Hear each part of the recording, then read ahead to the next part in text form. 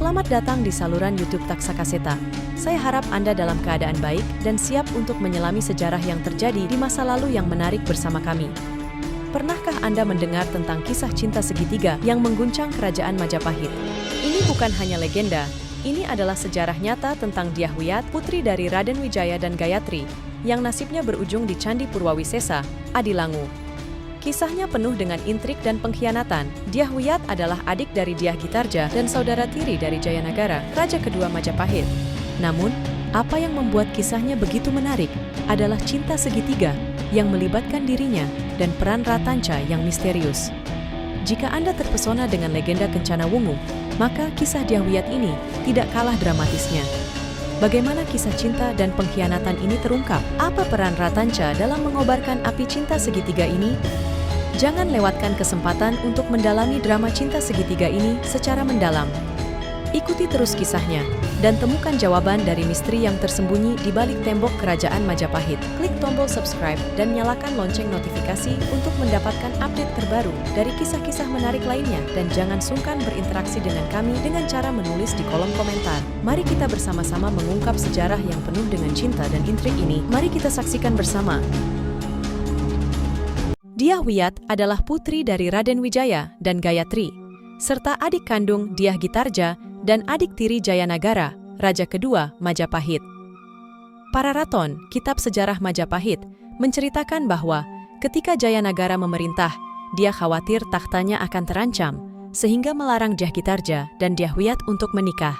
Namun, setelah kematian Jayanagara pada tahun 1328 Masehi, para ksatria mulai melamar kedua putri tersebut. Melalui sebuah sayembara, dua ksatria terpilih sebagai pasangan mereka, Cakradara untuk Dyah Gitarja dan Kudamerta untuk Dyah Wiyat. Kudamerta kemudian dikenal dengan berbagai gelar seperti Wijaya Rajasa, Brewengker, atau Batara Parameswara Ring Pamotan. Dari pernikahan mereka lahir Indu Dewi, yang kemudian menjadi raja bawahan dengan gelar Brelasem.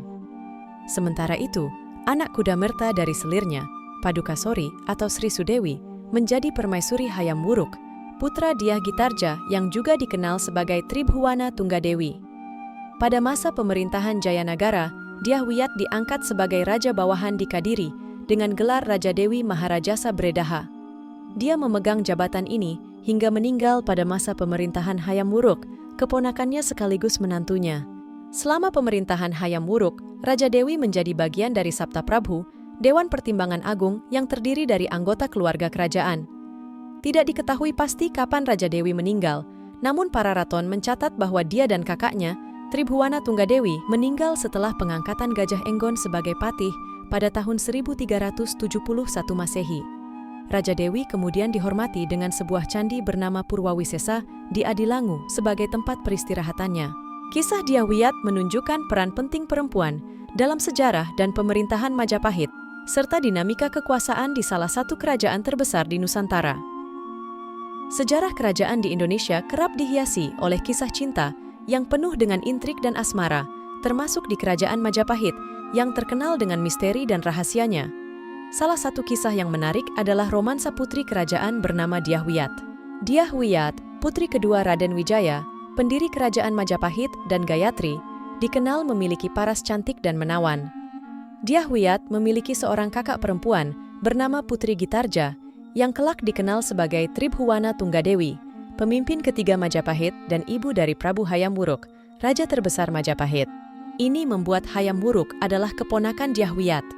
Setelah wafatnya Raden Wijaya, kekuasaan berpindah ke tangan Jayanegara, putra satu-satunya dari istri lain, yang menjadi Raja Majapahit kedua. Pada masa pemerintahan Jayanegara, Dyah Wiyat diangkat sebagai raja bawahan di Daha, sekarang Kediri, dengan gelar Raja Dewi Maharajasa Bredaha.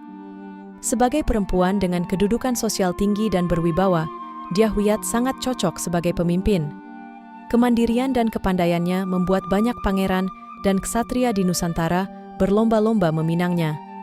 Bahkan dengan gelar Raja Dewi Maharajasa Bredaha, ibunya Gayatri menganggap Dyah Wiyat memiliki sifat yang lebih menonjol dibandingkan kakaknya. Namun, kisah cinta Dyah Wiyat penuh dengan liku-liku. Meski banyak pangeran ingin meminangnya, hatinya justru terpaut pada seorang tabib istana bernama Ratanca. Cinta mereka bersemi secara diam-diam, dan meskipun terhalang status sosial, cinta tersebut semakin kuat dan mendalam. Kisah cinta mereka menunjukkan bahwa cinta sejati tidak mengenal batasan status sosial, kekuasaan, atau asal-usul. Meski berada dalam lingkungan kerajaan yang penuh dengan aturan ketat, cinta Dyahwiyat dan Ratanca tetap tumbuh subur, membuktikan bahwa cinta sejati selalu menemukan jalannya. Ratanca bukan hanya seorang tabib biasa. Dia juga anggota dari Dharma Putra, posisi istimewa yang dianugerahkan oleh Raja Raden Wijaya. Dyahwiyat, putri kerajaan yang cantik, sering menggunakan alasan sakit hanya untuk bisa bertemu dengan Ratanca, pria yang telah mengisi hatinya.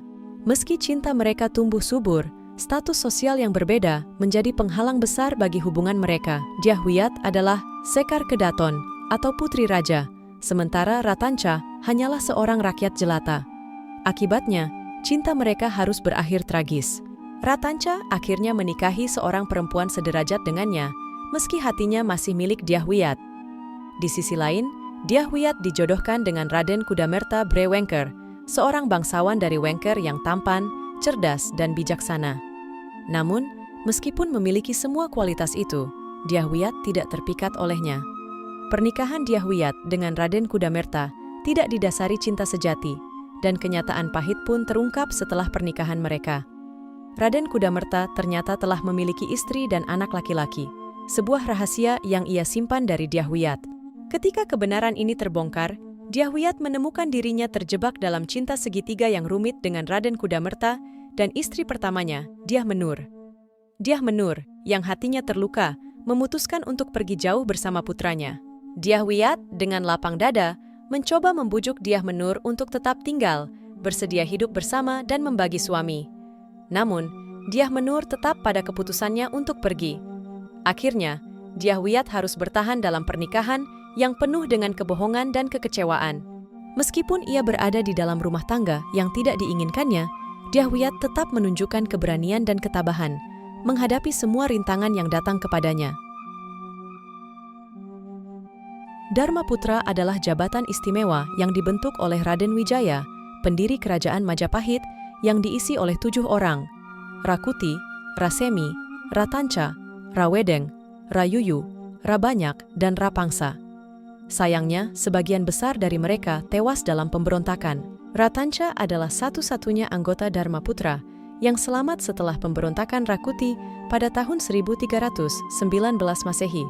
Sebagai seorang tabib istana, Ratanca menyimpan dendam mendalam terhadap Jayanegara, raja kedua Majapahit. Dendam ini timbul karena kisah cintanya dengan Dyahwiyat yang tidak direstui oleh sang raja dan juga kematian teman-temannya di Dharma Putra. Pada tahun 1328 Masehi, Ratanca menemui Gajah Mada untuk mengadukan keluhannya dan rasa kesalnya terhadap Jayanegara. Sang raja berniat menikahi 2 saudara tirinya, Dyah Gitarja, Tribhuwana Tunggadewi, dan Dyahwiyat, Sri Raja Dewi. Namun, Gajah Mada tidak segera bertindak.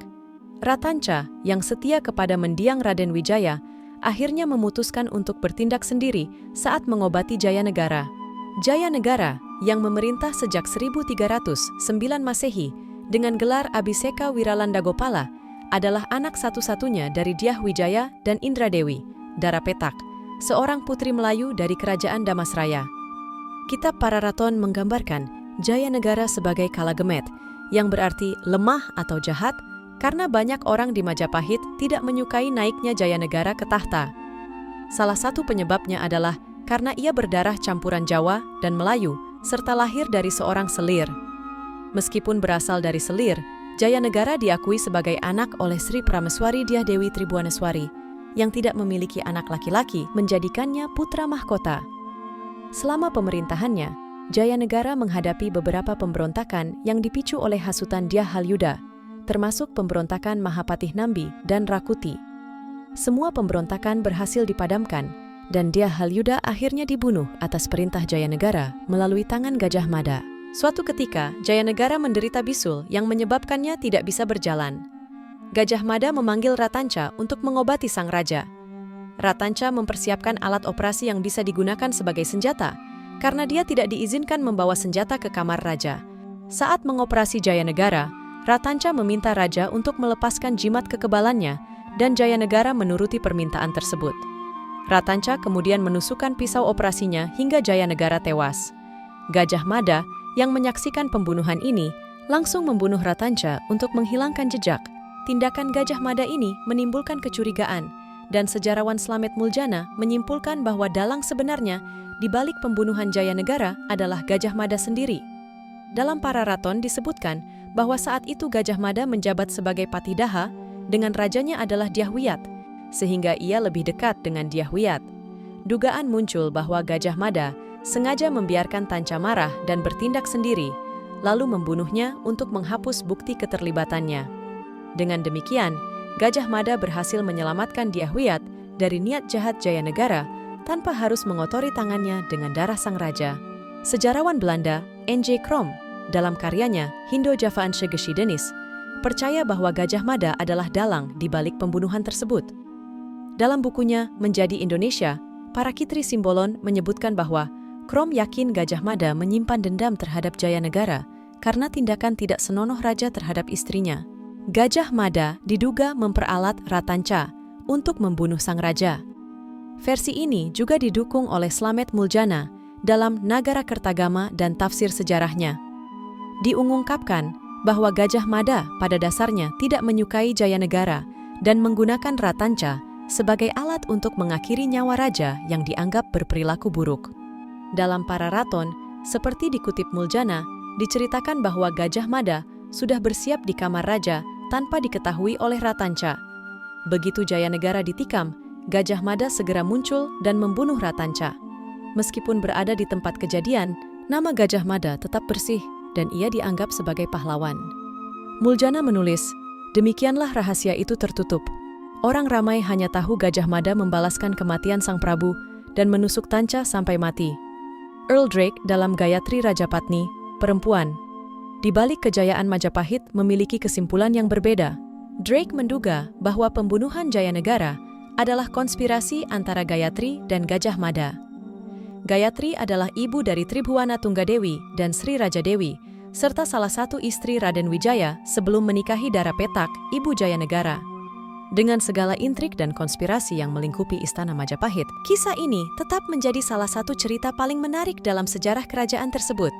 Gajah Mada dengan kecerdikan dan strateginya, berhasil menjaga nama baiknya sambil menyingkirkan raja yang tidak disukainya, sekaligus melindungi keluarga kerajaan dari bahaya internal. Demikianlah kisah cinta yang sangat rumit Dyahwiyat Raja Dewi. Jangan lupa selalu dukung channel kami dengan subscribe, like, dan membagikan konten ini. Jangan lupa berbagi komentar di kolom komentar. Terima kasih, dan sampai jumpa di sejarah kerajaan Nusantara lainnya.